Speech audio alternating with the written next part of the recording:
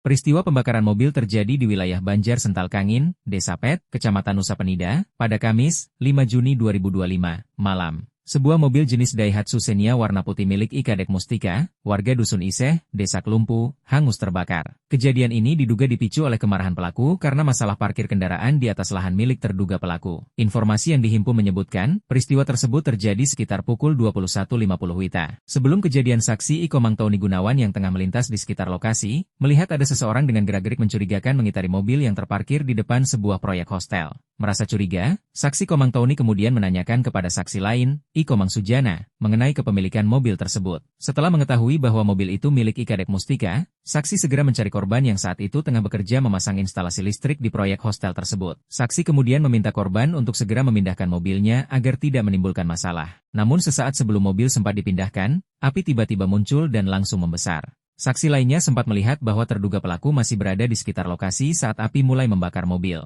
Petugas pemadam kebakaran yang tiba di lokasi langsung melakukan upaya pemadaman. Akibat kejadian ini, korban mengalami kerugian material yang diperkirakan mencapai 165 juta rupiah. Dugaan sementara motif pembakaran adalah rasa kesal pelaku karena kendaraan korban diparkir di atas tanah miliknya. Pemilik mobil Ikadek Mustika yang dikonfirmasi terpisah membenarkan perihal peristiwa tersebut. Sebelum kejadian, ia baru datang dari mengantar tamu. Setelah itu ada temannya minta tolong untuk pasang instalasi di proyek villa, karena di area proyek tersebut tidak ada tempat untuk parkir lantaran full.